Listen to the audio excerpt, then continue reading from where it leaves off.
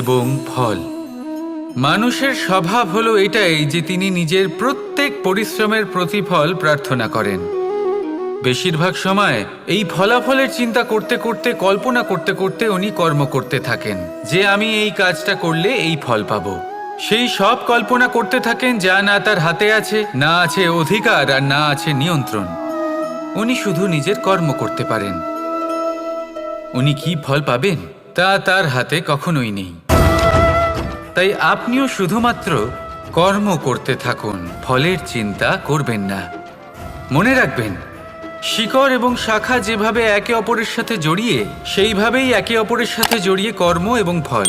যেরকম কর্ম আপনি করবেন সেরকম ফল আপনি অবশ্যই পাবেন। তাই এই ফলের আশায় কর্মের সময় কখনোই নষ্ট করবেন না, কারণ যে ব্যক্তি সময় নষ্ট করেন, সময় সেই ব্যক্তিকে অবশ্যই নষ্ট করে দেয়। কর্ম করুন নিঃস্বার্থভাবে, ফলের চিন্তা করবেন না, আর আমার সাথে ভালোবেসে বলুন, রাধা রাধা। কাল, আজ এবং কাল। আমাদের সমগ্র জীবন এই তিনটির আশেপাশেই ঘুরতে থাকে। আমরা সবসময় বিগত সময়ের বিষয়ে ভাবতে থাকি। অতীতে যদি আমাদের দ্বারা কোনো ভুল হয়, সেই বিষয়ে ভেবে ভেবে আমরা সবসময় অনুতাপ করতে থাকি। এটা উচিত নয়। দেখুন, অতীতের থেকে শিক্ষা লাভ করা অত্যন্ত আবশ্যক, কিন্তু সেই ভুল যাতে আবার না হয় সেই কাজটা কিন্তু আপনাকে বর্তমানেই করতে হবে, তাই না? দ্বিতীয় কথা, আমরা সবসময় ভাবি আগামী দিনের বিষয়ে, ভবিষ্যতের বিষয়ে।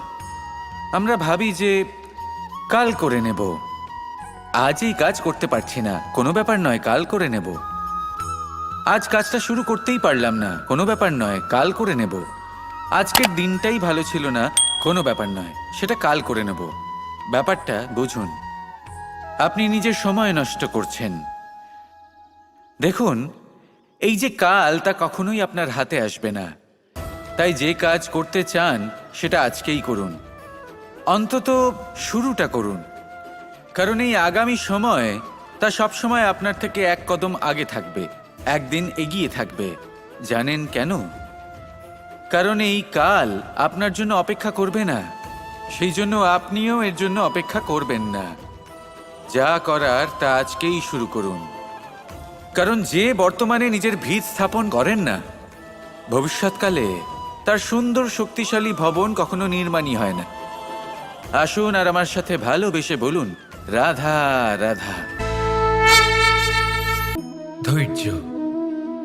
এই ধৈর্য কি কোনো গুণ, কোনো অনুভূতি, কোনো দৃষ্টিভঙ্গি? আমার জন্য ধৈর্য এক বাহন। আপনি হয়তো ভাবছেন, এই কেমন বাহন? বাহন তো ঘোড়া হতে পারে, হাতি হতে পারে, উটও হতে পারে, কিন্তু ধৈর্যকে বাহন বানানো মানে? চলুন আপনাকে একটা কথা বোঝাই। পৃথিবীতে এমন কোনো বাহন নেই যে তার আরোহীকে আছড়ে ফেলেনি। সেটা উট হোক বা হাতি হোক বা ঘোড়া হোক, চলতে চলতে কখনো নড়বড় করেই বসে। তারপর সেই আরোহী পড়ে কারোর পায়, তারপর পড়ে তার নিজের নজরে। কিন্তু ধৈর্যরূপী বাহন কখনো কাউকে ফেলে না, কখনো না। না সেই আরোহী কারোর পায়ে পড়ে, আর না তো নিজের নজরে। কারণ ধৈর্য আপনাকে বিবেক প্রদান করে, বিবেক আপনাকে পরিকল্পনায় সাহায্য করে, আর পরিকল্পনা প্রদান করে আপনাকে শক্তি, আপনার লক্ষ্যের দিকে অগ্রসর হওয়ার। বুঝলেন? ধৈর্যকে সঙ্গে রাখুন, নিজেকে আরো ধৈর্যশীল করে তুলুন। এই ধৈর্যের সাহায্যে আরোহণ করে দেখুন কিভাবে এই বাহন আপনাকে আপনার গন্তব্যে পৌঁছে দেবে। রাধা রাধা। কথায় বলা হয়, জীবনে ভালোবাসাই হলো সুখের মূল। এটা সত্য। এবার প্রশ্ন হলো এটাই যে এই ভালোবাসা কার সাথে করা উচিত? যদি আপনি কিছুক্ষণের জন্য সুখ পেতে চান, তাহলে ভালোবাসুন নিজের রুচি মতো। যদি আপনি কিছুদিনের জন্য সুখ পেতে চান, ভালোবাসুন নিজের বন্ধুদের। যদি আপনি কয়েক মাসের জন্য, কয়েক বছর বা অনেক বছরের জন্য সুখী হতে চান, তাহলে ভালোবাসুন নিজের পরিবারকে, মাতা পিতা, নিজের সন্তান, স্বামী স্ত্রী, নিজের আত্মীয়দের। কিন্তু যদি আপনি চিরকালের জন্য সুখী হতে চান, তাহলে ভালোবাসতে হবে শুধু নিজের কর্মগুলিকে। কারণ সম্পর্ক যেমনই হোক না কেন, কখনো না কখনো ভেঙে যাবেই। এই সংসার হলো এমনই যে যাদের সঙ্গ আমরা পাই, তাদের সঙ্গ একদিন ত্যাগ করতে হয়। শুধু কর্মই হলো এমন এক সঙ্গ যা কখনো আপনাকে ত্যাগ করবে না। আপনার মৃত্যুর পরেও এই কর্ম আপনাকে বাঁচিয়ে রাখবে। তাই সবসময় মনে রাখবেন, এই কর্ম ধর্ম মনে করে পালন করা উচিত। জীবনের শেষ মুহূর্ত পর্যন্ত কর্মকে ভালোবাসুন, জীবনের শেষ মুহূর্ত পর্যন্ত সুখে থাকবেন। আর আমি তো সবসময় বলি, শুধু কর্ম করতে থাকো, ফলের চিন্তা করো না। তাহলে আসুন আর আমার সাথে ভালোবেসে বলুন, রাধা রাধা।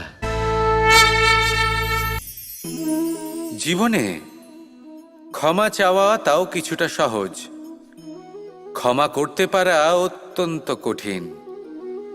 ক্ষমা 2 অক্ষরের এই শব্দ হতে পারে, কিন্তু অত্যন্ত বড় এই শব্দ, অত্যন্ত গুরুত্বপূর্ণ এই শব্দ। কখনো কখনো অন্য কাউকে ক্ষমা করে দেওয়া তাও কিছুটা সহজ কাজ, কিন্তু নিজেকে ক্ষমা করতে পারা অত্যন্ত কঠিন হয়ে দাঁড়ায়। অতীতে যদি আমাদের এমন কোনো ভুল হয় যে কারণে আমরা নিজেকে ক্ষমা করতে পারি না, অনেক সময় এমন কিছু ভুল করে বসি যে বিষয় শুধু আমরাই জানি, কিন্তু আমরা নিজেকে ক্ষমাই করতে পারি না। আর আমাদের বিকাশ সেখানেই স্তব্ধ হয়ে যায়। কারণ যদি আপনি ক্ষমা করতে না শেখেন, নিজেকে ক্ষমা যদি না করতে পারেন, তাহলে তা আপনার জীবনের সবথেকে বড় বাধা হয়ে দাঁড়াবে। সেই জন্য জীবনে অবশ্যই শিখুন যে কিভাবে নিজেকে ক্ষমা করতে হয়, আর শিখুন যে আগের করা ভুল আবার কি করে না করা যেতে পারে। এই মন হালকা হবে আর প্রসন্ন হয়ে বলবে, রাধা রাধা। আমি অনেক মানুষকে এটা বলতে শুনেছি যে মানুষ মানেই ভুলের বাক্স, মানুষ নাকি ভুলে ভর্তি পুতুল। আর এটাই সত্যি। দেখুন, ভুল কার দ্বারা হয় না, প্রত্যেকের দ্বারা হয়। আর একটা নয়, অনেক ভুল হয়। কিন্তু মনে রাখবেন, তাদের বস্ত্রতেই কাদা লাগে যারা কাদা পরিষ্কার করার প্রচেষ্টা করেন। তাহলে যেখানে চেষ্টা আছে সেখানে ভুল তো হবেই। এবারে যদি আপনি কোনো নতুন সংকল্প করতে যান, কোনো বড় কাজ করতে যান, আর আপনার দ্বারা কোনো ভুল হয়ে যায়, তাহলে কোনো ব্যাপার নয়, তার জন্য পস্তাবেন না। নিজের ভুলটাকে চিনুন, তাকে বুঝুন, তাকে শুধরাবার চেষ্টা করুন। আর সব থেকে জরুরি কথা, নিজের ভুল থেকে শিখুন।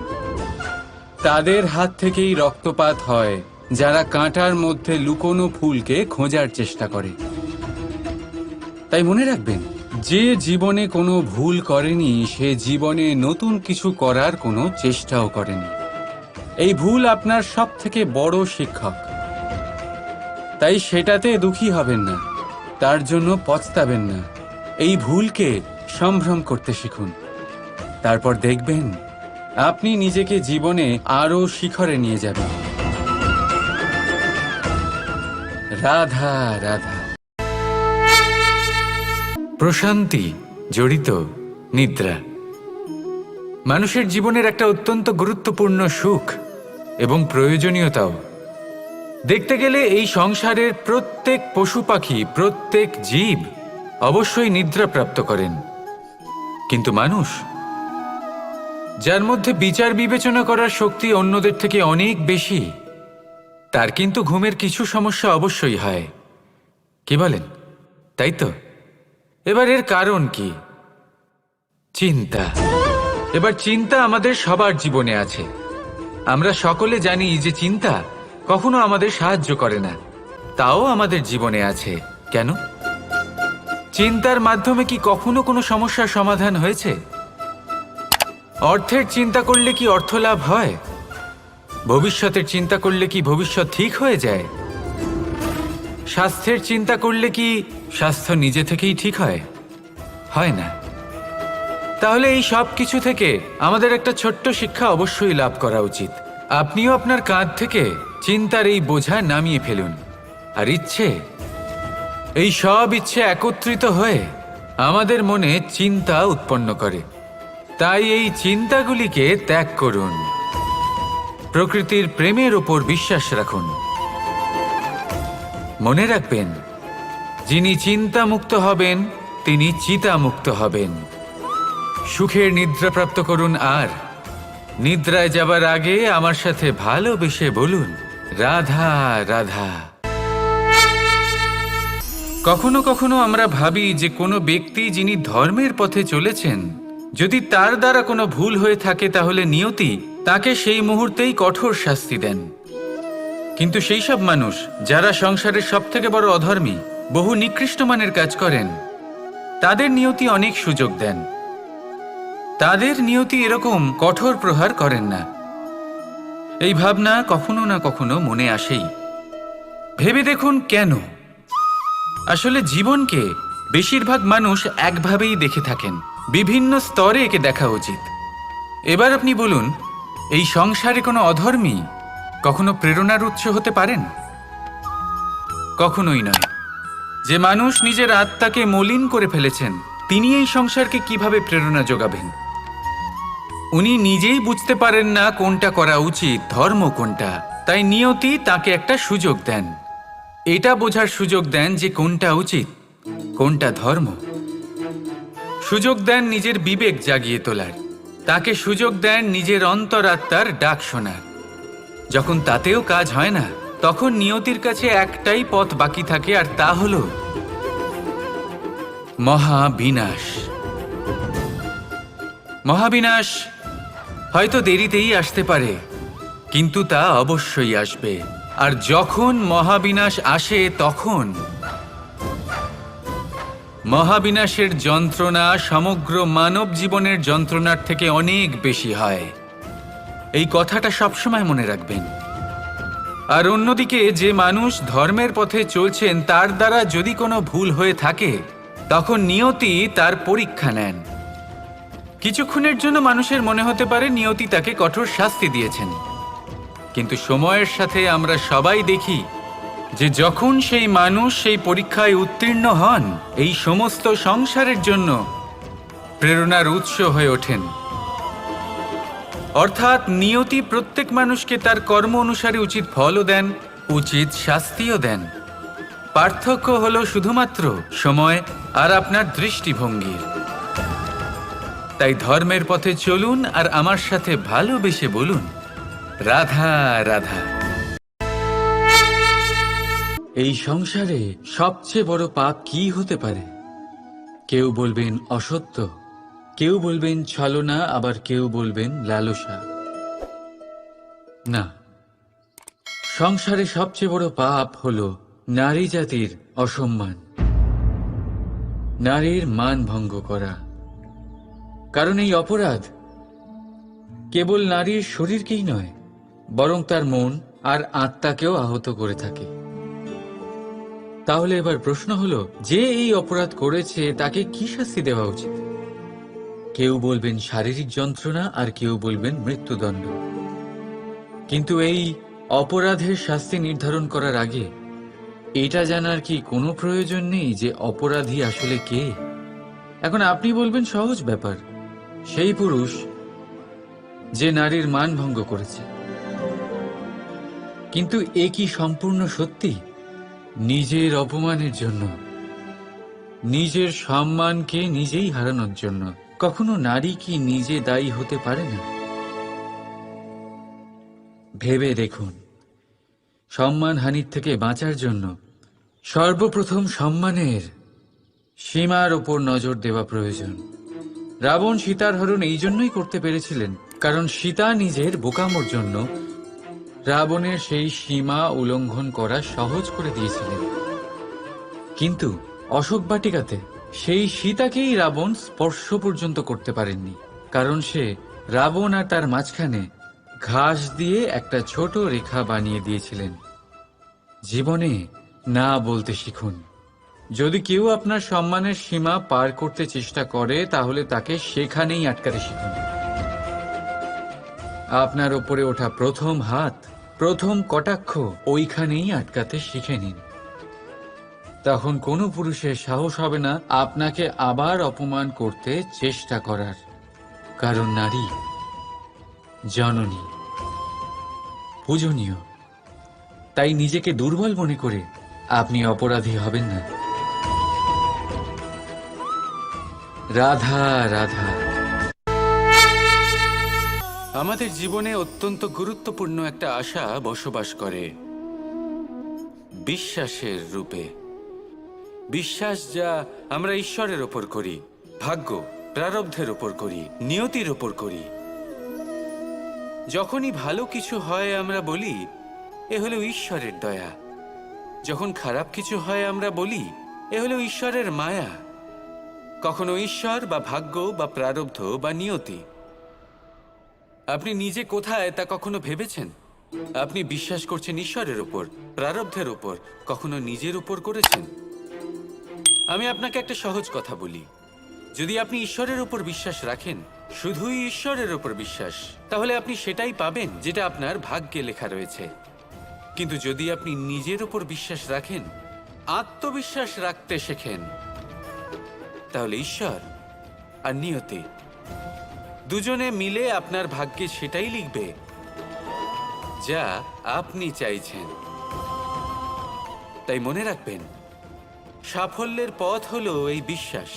নিজের আত্মবিশ্বাসকে ধরে রাখতে শিখুন, দেখবেন আত্মা প্রসন্নতায় ভরে উঠবে। তাহলে আসুন এই প্রসন্ন ভাব নিয়েই বলুন রাধা রাধা।